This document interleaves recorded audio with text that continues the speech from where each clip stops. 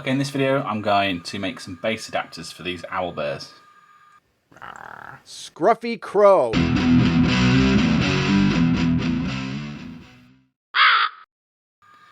Okay, so a bit of a side video this one. I printed these beautiful Owlbears. These are from Oathmark. I'll throw a link down in the description. I got them off the Patreon a few months ago. At the same time as I did the Basilisk actually.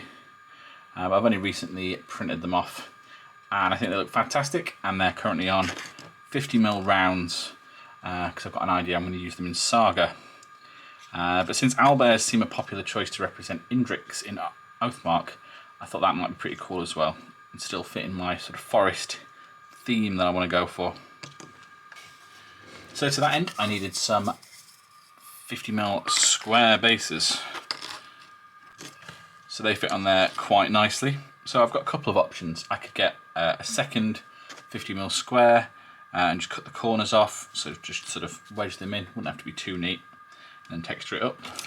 Or I could get something like this thick card and cut the corner shapes out. But what I chose to do was go on Tinkercad. So this is just one corner. So I've made this circle, which is 50.5mm, and this is where it intersects with the corner of a square. So I've made that. So that should be what I need to go around the edges of my bases. So what I've done is I've printed that out 8 times.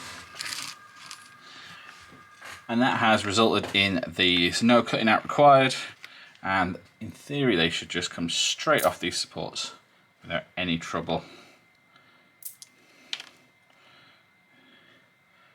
And we should have these the exact right size. So let's test them. That's 1, 2. There we go. That looks pretty good to me. They might be a little bit high. I think I made them 2.5mm wide, knowing that the printer squishes things down a little bit. So they've ended up just over 2mm. Very close to. Obviously within Tinkercad I could quite easily produce this shape as well, just a 2mm thick 50mm square.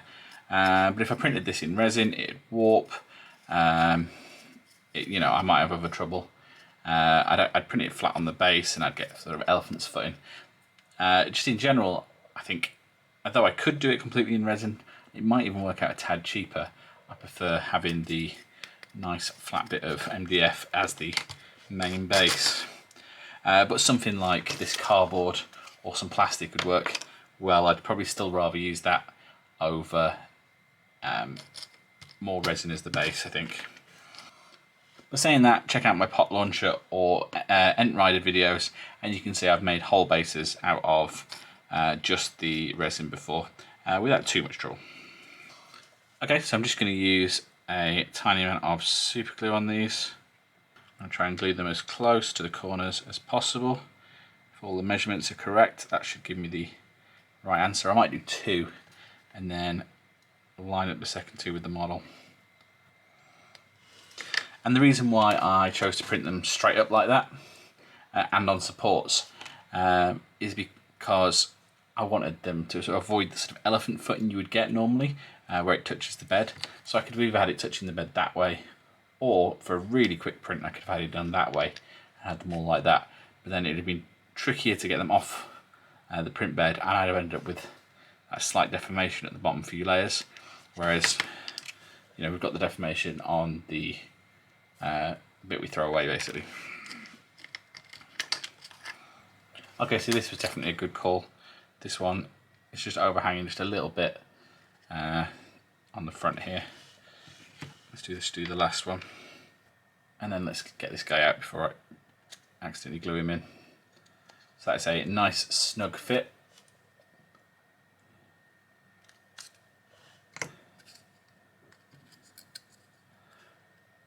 And we've just got a little bit of overhang on the front too.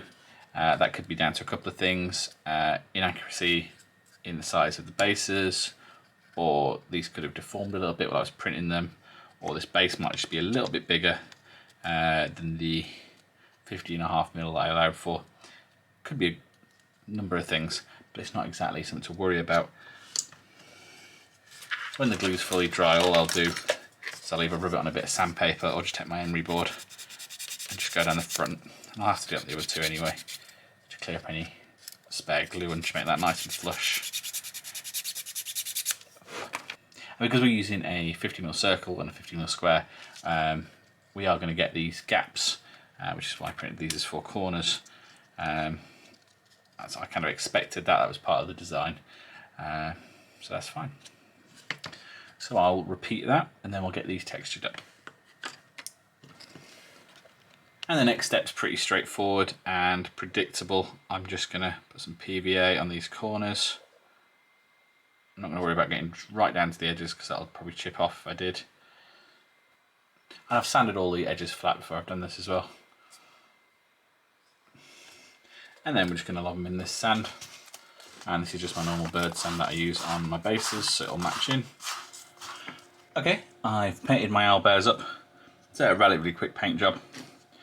Just a few layers of dry brushing and then lighter chests. And I think that's worked quite nicely. Actually quite like the grey beaks as well. And these guys have ended up looking quite cute. But as you can see, I've painted up the round base that these are on and the base adapter the same colour. And because they've got paint on them and a little bit of glue and stuff, they're a little bit stiffer, but they still come out without doing any damage to the model. But it also means that I can move them around the table without any problems. So I've got my usual array of tuffy bits. So I'm going to go and base them up like I normally do, with some tufts and ground foam and static grass and everything. And you'll see that the lines between the circle and the square blur even further. And there we go, we've got them all based up. Obviously the glue's still drying, so that the white at the bottom of those grass bits will go clear. I'll go a little bit darker, but I'm really happy with the way these models have come out, even though that wasn't the aim of the video.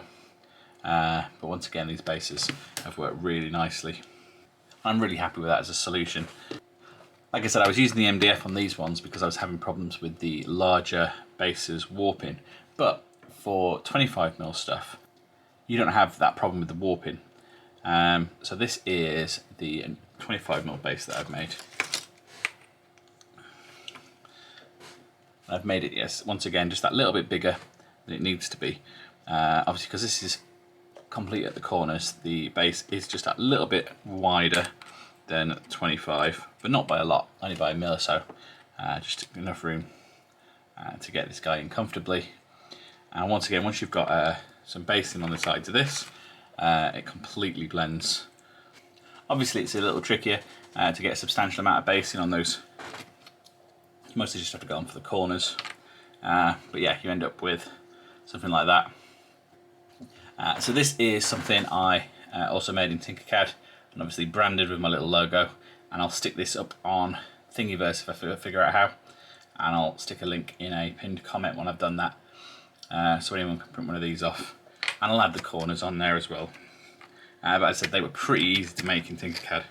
Also, once I've got these bases, it's not just these models, obviously anything that I've based in the same scheme is interchangeable, and they can go and sit in there and it'll all blend in nicely, meaning that my nice woodland theme models are as at home in sort of Saga as they are in Oathmark.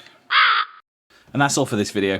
Please let me know what you thought down in the comments, maybe subscribe for more, and as ever, thanks for watching, bye!